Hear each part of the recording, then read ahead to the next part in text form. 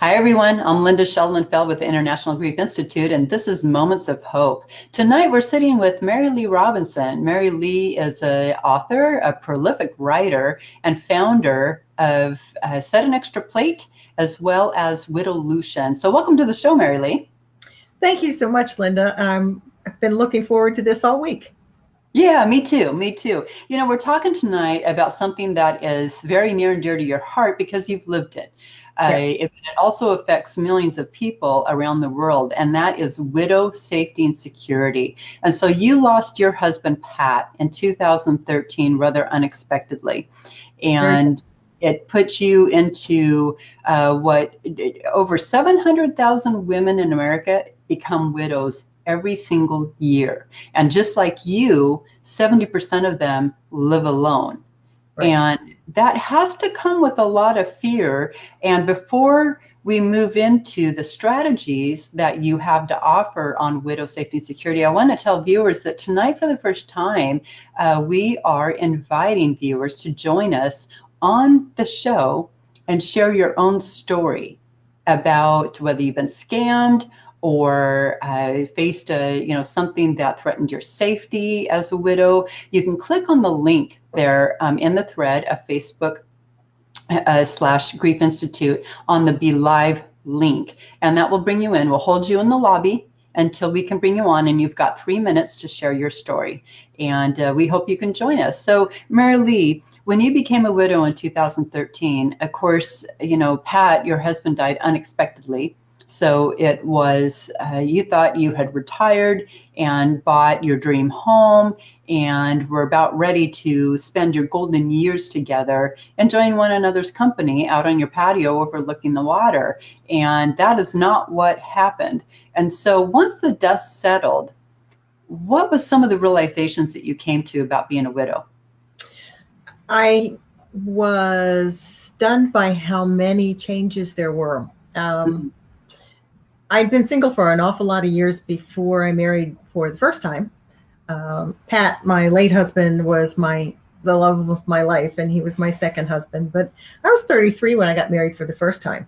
So I had a lot of time being solo, and this was very different. I think that what concerned me the most initially was my physical safety, because I was in a brand new community that was being developed, and the nearest house was a quarter of a mile away, and they could not hear my security alarm. And there were all kinds of contractors and kids roaming around the neighborhood at night, and it was pretty alarming.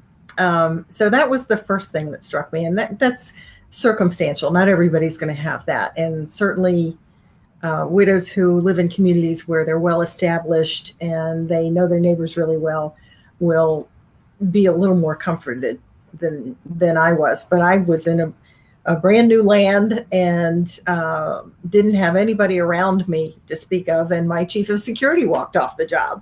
So he died once in heaven. I think a lot of that, and I took some measures. One of the first ones was something I recommend for everybody, and that's get a dog.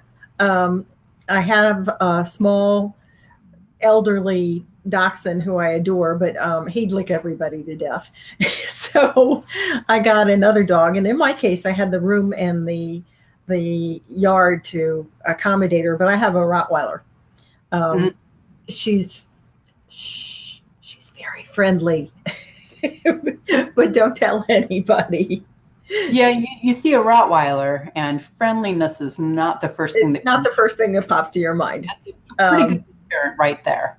It is, and it's funny. People will come up to me, particularly the construction guys will say, "Is she friendly?" Not to you, no. And I'm sure most of them mean no harm, but I'm by myself, and I don't have a backup, so I just can't be too careful. So I've learned to be very careful. Did you love Rottweilers, or did you say, okay, I'm going to go out and get the best guard dog I can? Is that how you ended up? I've never had a Rottweiler before. Interesting question.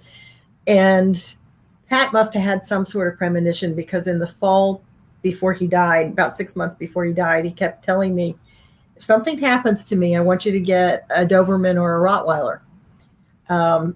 And I thought that was odd because he'd only ever had one dog in his life, and that was a poodle.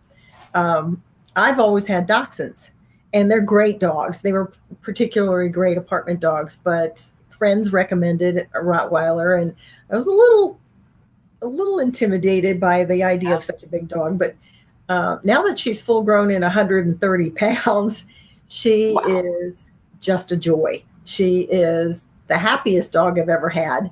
And she has no idea how scary she is. And she'd be stunned if you told her. So, so it works out fine. But even if you can't manage a big dog, a little dog is another set of ears at night. Right.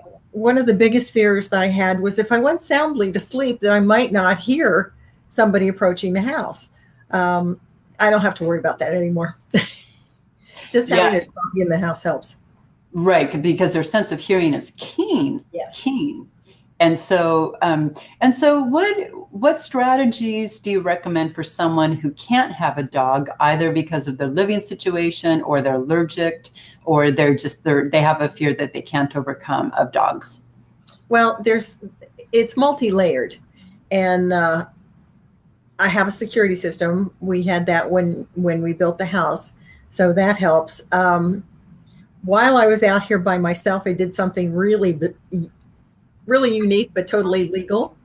I have some speakers outside, and I created an iPod loop of shotgun sounds. So when the construction workers were littering around and loitering around and wouldn't go home in a timely manner, I'd turn my outside speakers on, and they got the idea. Oh my gosh, that's fantastic. So where did you hear that? I don't know. I just thought about it. It just, what would scare me off? And that was it. It's like, somebody I start to hear shotguns and shots, I'm gone. So it was pretty effective. I know that you can buy their alarms that you put in a car. I don't know what they're called, but if someone tries to open an unlocked car, or if they get too close to the car, it can be someone's voice saying, "Get away from the car." Right. And so I don't know if they make that for front doors, but that would also be something that would be quite useful. There are wireless security systems out there now that you can install yourself that are pretty reasonable, that have window alarms, and they get great reviews.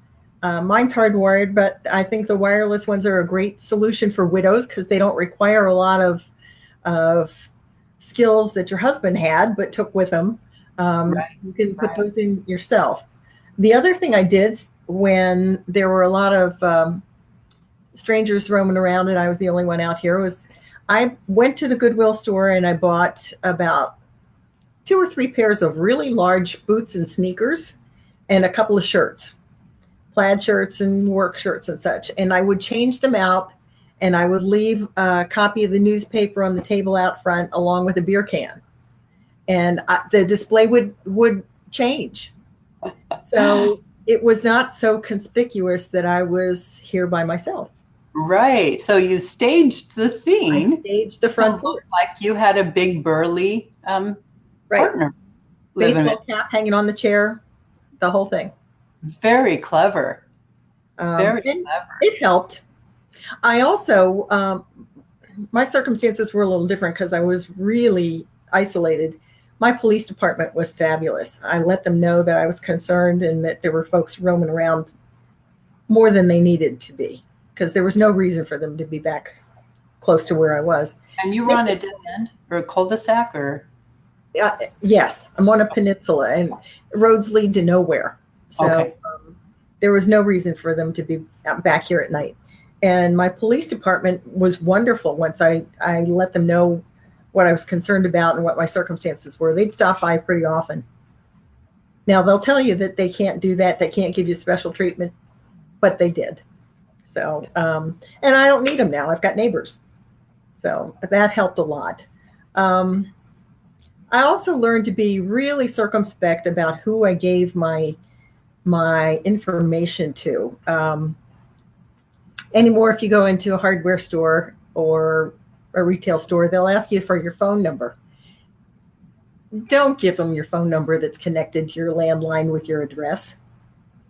They don't need to have that. If you've got a mobile phone, try and get it billed someplace else, like a post office box, or give them a phony number. I have one that I have memorized.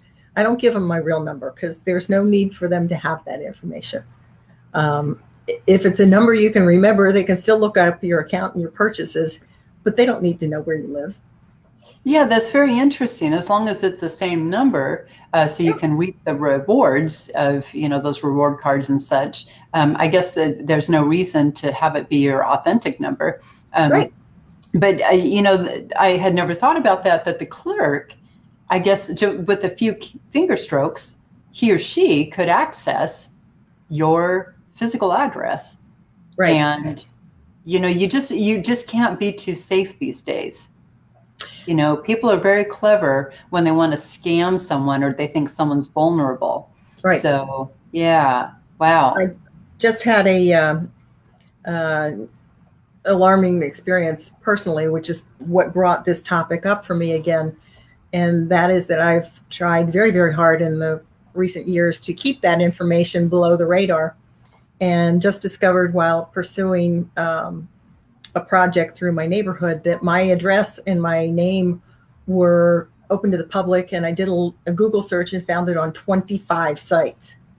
Now, I have since had that scrubbed with a lot of time and effort and some money, but be really, really careful who you give that information to, and watch the people search sites. It used to be that you had to go pay money to get that information, but they kind of splash that all over the place now.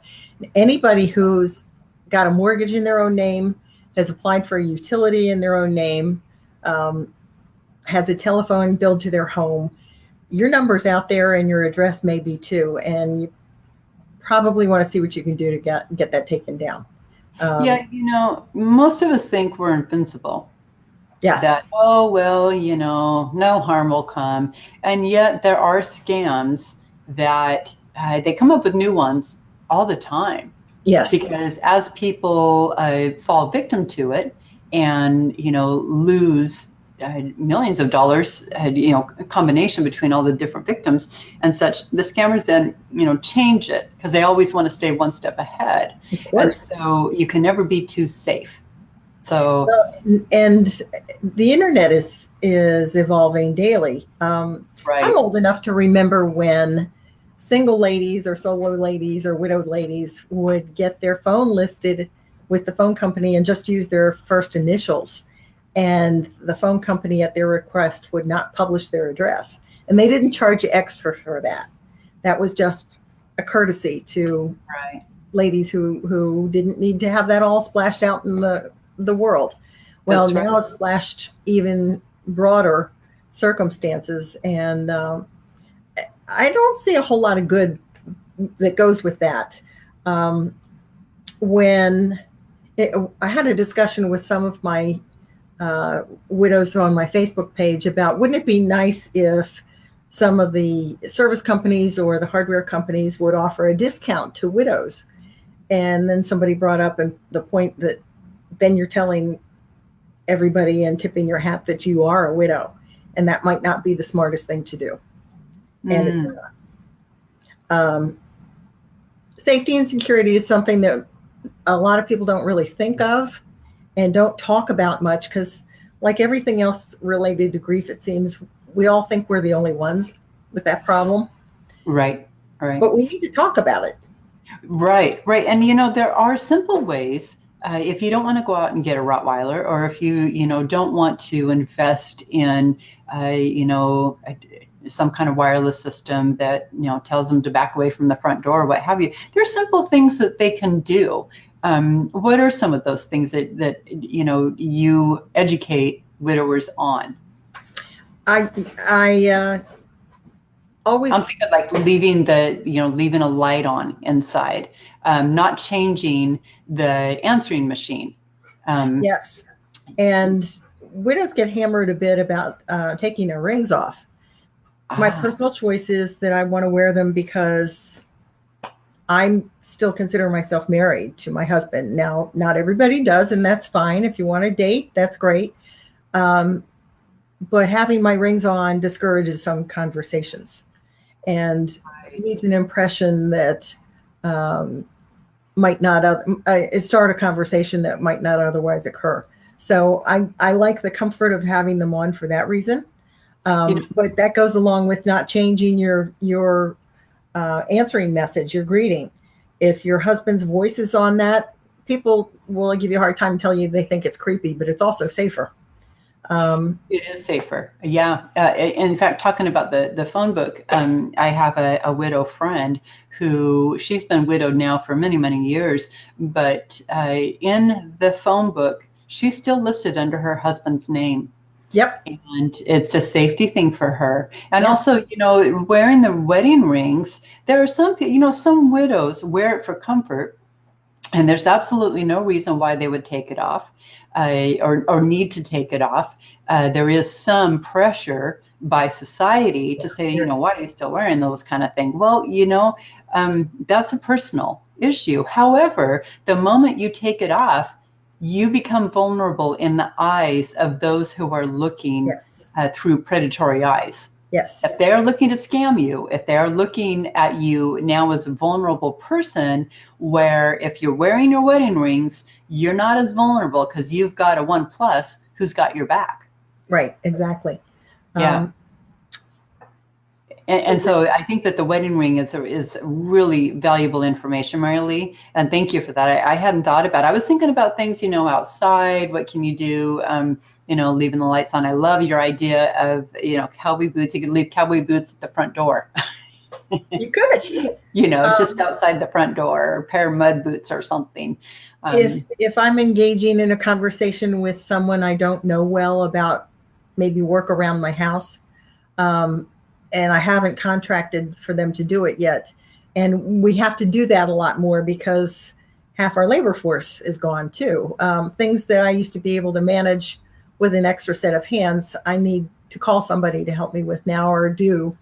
And if I don't know them, when I'm first kind of screening them, I'll refer to my husband, and occasionally I might call into the house, call his name, just to give the impression that somebody's around. Mm-hmm. I certainly do that if I'm uneasy.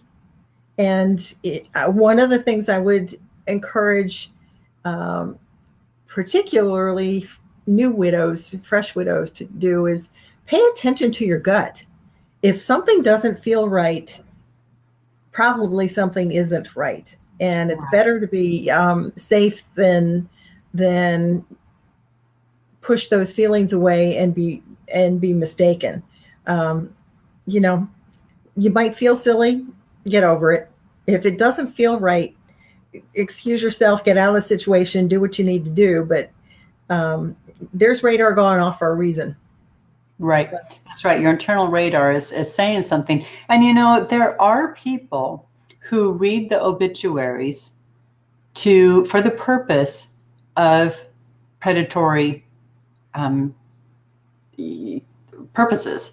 And so, they look through there, and it's true. When we lost our daughter, local police said, we will watch your house while you were at the funeral service. Yeah. And I remember thinking, oh, I would have never thought about that. And they do. They will position 2 policemen at your house because it's usually posted when the service is going to be, and people read that and they think, oh, there's going to be nobody home at that house. Right. And so same thing for widows. There are people who read the newspaper obits to see who's newly widowed. Let's mark her down. And in a couple of months, let's, scam this, that, the other. And, sadly, because widows are vulnerable, and they're certainly not the only vulnerable population, but they have different, losses than other people who are vulnerable. And so, the people look for that and target that vulnerability. And it's sad, but it's today's world. It is the It is. modern times. It's not a safe Yeah. world like it And, used to. and people fall to it to the tune of millions of dollars. And a lot And of that comes from social media, yes, online media, and I would encourage um, anyone who's widowed to participate in social media. You'll meet and talk to people there who get you much more than people in the neighborhood who haven't had that loss. It's a quantum leap for somebody who's not had that loss to understand why you're not over it yet. You know, right. Right. and you can find that support on social media. So I think social media is very, very valuable. And you can find some Facebook groups, Grief Diaries, um, the International Grief Institute. There's all kinds of them out there. I do Pinterest boards with practical tips for widows and widowers, and that's kind of my niche. Is I approach it from a very practical area, but you'll find tips and things that your friends can't tell you, they can't share with you. But be careful about it. If you were at a cocktail party in the neighborhood and somebody that you didn't really know and nobody else knew wanted to be your friend, would you be their friend? You want to find out a little bit more about them. Yeah. And you really want to screen them. Yeah. My personal policy is I keep my personal Facebook page a very tight group. Right now, I think it's 25 people. And all of them are people that I've met in person in real life and have known a good while. There are one or two in that group that I've never met face to face, but we participated maybe in a special interest group, and we've been talking back and forth for 6 years, and like, okay, we should be personal friends by now. But if somebody reaches out to you and you don't know anything about them and they want to be your friend, delete them. Just forget that. You want to surround yourself with support. Yeah. And people who have your back. Yes. So and your work on Pinterest is phenomenal. You have recipes for one. You've got all kinds of helpful hints on there. Really done a phenomenal job. How do they find you on Pinterest? I am at pinterest.com/MHOCT6462 and /boards. We'll post it. But yeah, I'm more of a curator there than an original material, although a lot of my original material is there too. But I've gathered together information on safety and security, on eating alone, on dining out by yourself. There's some tips. How to reinvent yourself now that you don't have to dress for your spouse. There are some upsides. You get some freedoms and get to experiment with some things, and there's ways to do that. And if you are freshly widowed or maybe a little further out, it's a good time to decide who you are. And there are some boards that address that, as well as some recommended reading. And you and I both know several that are excellent in the Grief Diary series.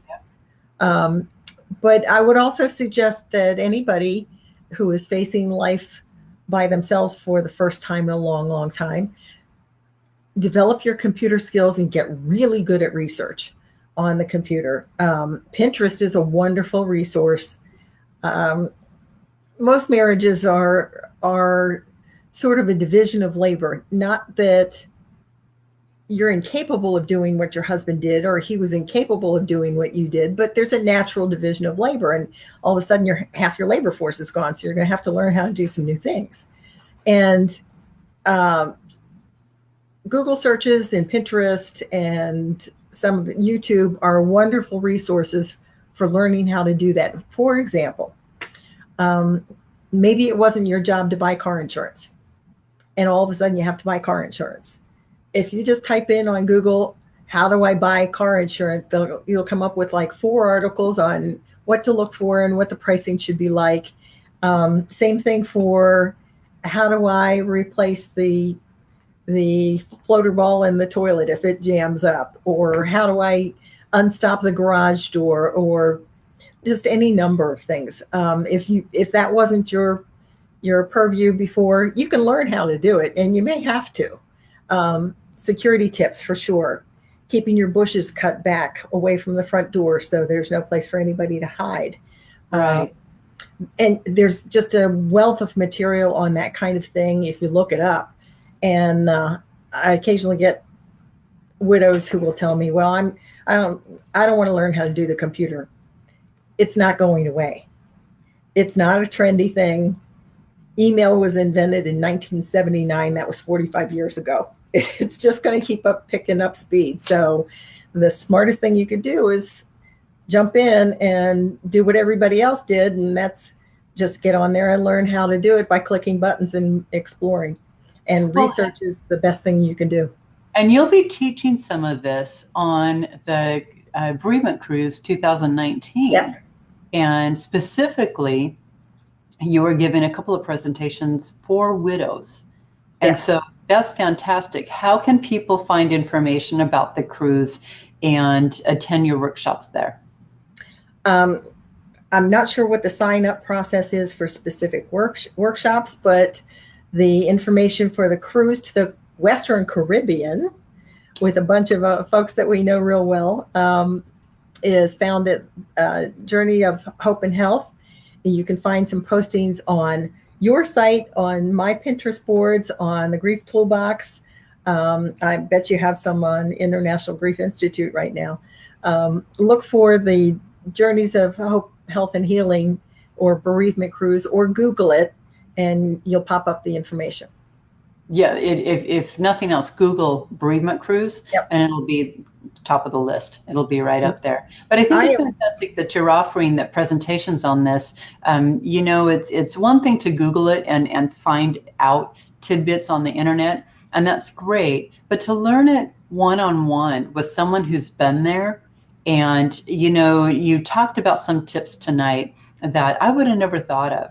And so attending your workshop, coming on the cruise, surrounding yourself with 20 different experts, and most importantly for widows to have the opportunity to sit with you and I look forward to that. Surround them with love, speak their lost language, and say, I've been where you are right now, and I'm sure glad you're here. And teach them how to protect themselves physically at home, and how to protect themselves online, which is growing online, activity, illegal activities growing at an alarming rate. And, so scammers seem to be all housed in Nigeria. There's a whole nest of them in Nigeria. But one of the things I want to talk about on these workshops, as I said, I sort of focus on the practical aspects, but how to find your tribe. Even if you have people around you that you've known all your life with your spouse, you may find that they're not quite as supportive as you thought they might be. You might need to find support elsewhere, and I will talk about some ways to find that support. But it's important that you have it, particularly if you live alone. You need to build a circle of friends that will notice if you are not visible on social media, or they haven't heard from you when they regularly do, or can take you to the doctor's office for a procedure when you can't drive yourself home. Those are things that you probably didn't have to face before, but you're going to have to build that network now. So right.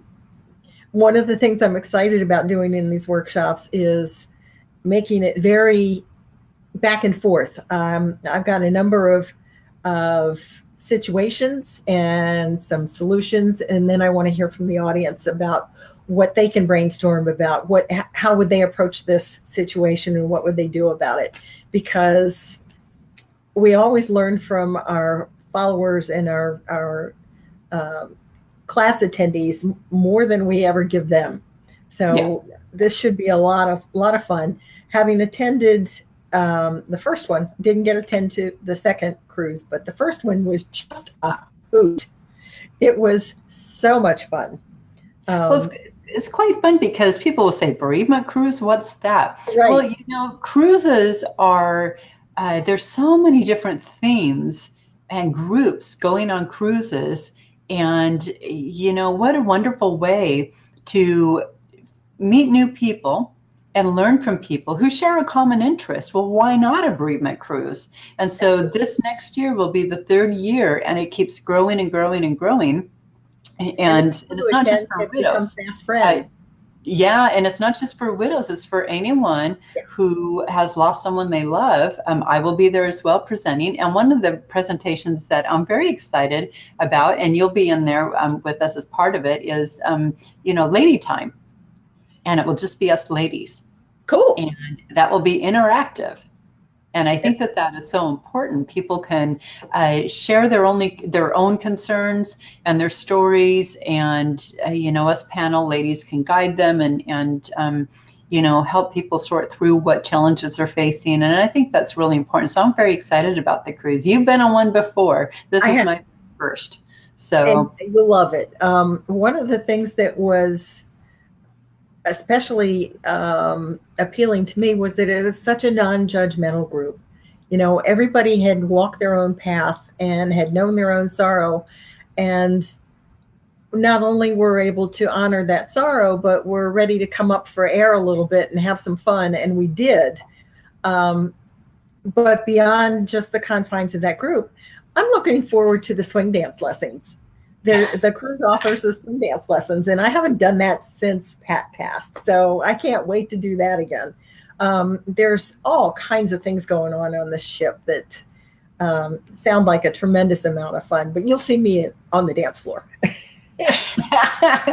So we can find you on the dance floor. That's where I'll be. If you want me over there.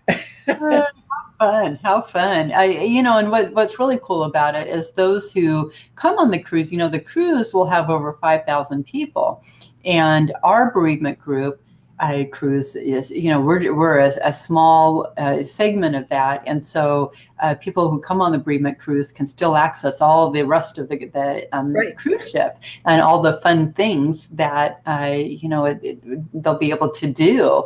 And so it's really, really cool. I'm very excited about it. So viewers, if you are joining us now and you've got a story to share about being scammed or facing vulnerability as a widow, click on the Belive TV link and we'll bring you onto the show and give you a few minutes to share your story. Everyone is welcome, and it's super easy to join us. And so Mary Lee, what do you think is the biggest challenge facing widowers today? Widows are a group of women who suddenly lose a spouse. And along with that, they often lose their friends, the primary income.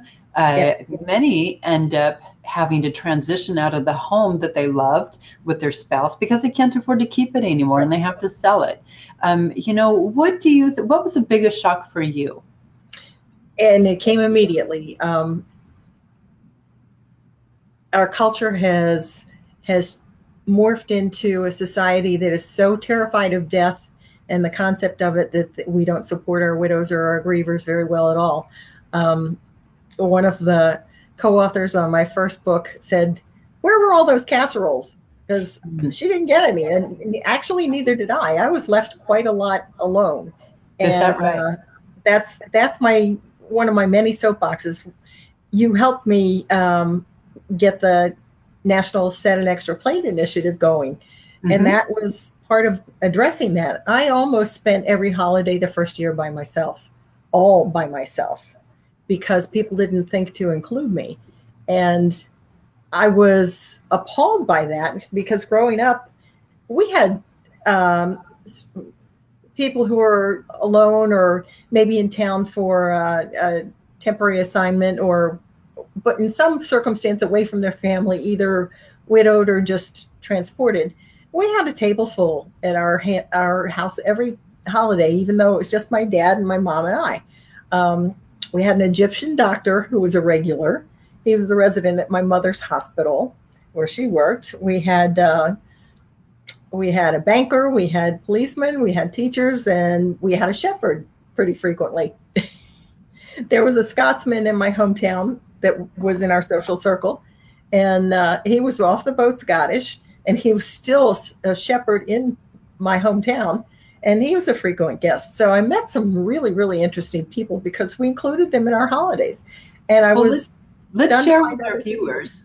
Let's share with our viewers what that initiative set an extra plate. The whole Let's idea share, behind because the holidays are just around the corner. they are, and it isn't just the major holidays. Pretty much every holiday. If you're having a party, invite a widow, invite a widower. If you think they'll be uncomfortable, they'd probably rather be uncomfortable in your party than uncomfortable sitting with their memories all by themselves. Yeah. And, you know, if you invite them and they say no, that's fine, but at least they know they were thought of. Yeah. That they're welcome, and they might change their mind. And Yes. you know, that first couple of years after losing a loved one is just incredibly painful, and especially the holidays. They're like pouring salt on the wound. And so set an extra plate. You know, how much more food do you need? It doesn't cost any extra. It doesn't involve any more work. You're cooking anyway. You're going to have the table set anyway. Just put an extra plate and invite a neighbor, a coworker, somebody you know from church, somebody you know from a club. And you might not even know them all that well, but I assure you they will be tickled pink that you thought about them. Like I said, they may or may not come, but it is so nice to be remembered. And to our viewers who are widows and widowers themselves, the flip side of that is if somebody invites you to a party, you may not feel like going go anyway. Yep. Accept that invitation. Even if you can only stand there for 10 minutes, get out of the house, Yep. go, or those invitations are going to stop. People will stop asking you, and that's not really what is good in the long run. So That's right. Get out of your own head for 10 minutes. If you get weepy or you get maudlin or you feel like a third wheel, make a polite excuse and scoot out of there fairly early. And your host and hostess will usually understand just fine, but make the effort to go and they'll try again. Yeah. But it's a two-way street. You have to make the effort, and people in the community have to make the outreach. That used to be kind of an accepted practice, and we've gotten away from that. I'm not real sure why. We've also gotten away from the year of mourning, and while I don't recommend going back to black clothes for a year, at least it was a reminder to treat somebody who's had a major loss with a little bit of tenderness. Yeah. Instead of, it's been 48 hours, are you over it yet? Because it doesn't work that way. Well, and part of it is because, you know, in today's world and in corporate America, most HR policies allow 3 days. Yes. And, you know, that's barely enough time to plan a funeral, let alone, find your wits about it. Yeah. And so it's really, we're shifting that pendulum. We're working hard to raise awareness about grief journeys, because it's been around since the beginning of mankind, and we shouldn't be afraid of it. We should be better equipped than we are. And by talking about it, just as we are tonight, there are millions of people who've lost someone they love, and they need to know that they're not alone. And how do they deal with it? How do we deal with it? Well, and if you think about it, we study and practice for our driver's license. We go to counseling before we get married. We study before exams in college to graduate or trade school or whatever it is that your particular interest is. But nobody prepares us for the loss of someone you love. And that's really unrealistic, because all of us at some point or other are going to lose someone we love. That's right. And I really believe that not talking about it and shying away from it and sticking your head in the sand only makes it worse. Yep. If you recognize that it's a natural occurrence, then it's a little easier to deal with. Well, the more awareness that we raise as well, the more people become comfortable with it, and we learn to do a better job supporting future generations. So that, someone who goes through what we have gone through won't feel the way that we had to feel, such with widows losing their friends. Their Rolodex changes pretty quick, and the different safety and security things that you're faced with that you would never think of. And so that's the reason why we all do what we do, is to make a difference for future generations. So we don't have any guests who are willing to join us tonight and share their stories about being scammed or about their safety and security as a widow. But I want to thank you, Mary Lee, for joining me and bringing this up. It's a very important topic. And where can viewers find you? Right now my Facebook page is down. Unfortunately, I had this little security problem, but Pinterest is the best place to find my my work, along with my website, which is also under construction with some difficulties right now. But there's a lot of material you can find there. There are a lot of blog posts, and that's at WIDS, WIDS, nextdoor.com. And there's a wealth of material there. I seem to have something new to say every day, and whether anybody wants to hear it or not. It's all wonderful information, quite needed. So what's the easiest way for viewers to find you on Pinterest? Pinterest.com, MHOCT 6462 /boards. And if it's okay, we'll post that on this Facebook link when we sign off. Yeah. And for the bereavement cruise, to join us on the bereavement cruise and sit with Mary Lee and soak up her wisdom about being a widow and all the different strategies that she can offer, Google bereavement cruise and it will come right up. You can also go to griefdiaries.com and click on the link there, but you want to make sure that you reference that you're there to see Mary Lee. And that way they'll be sure to hook you in with Mary Lee, and that's for don't forget our marvelous books. If you don't know what to do for a griever, we wrote one about that. How to help the newly bereaved and loss of a spouse. And my first one was The Widow or Widower Next Door. And they can all be found on Grief Toolbox and Amazon, Barnes and Nobles. Yep. Well, thanks so much for joining me tonight, Mary Lee. I appreciate it, and we will talk soon. So much fun. Thank you. Yeah. Have a good night. Bye-bye, everyone. Next week, our guest is Dawn Tuft. She is a mother who lost 3 children in a house fire 18 months ago, and she is willing to share her story about how she is sifting through the ashes, literally, of her life and looking for hope. So join us same time next week, and we'll see you then. Have a great week. Bye-bye.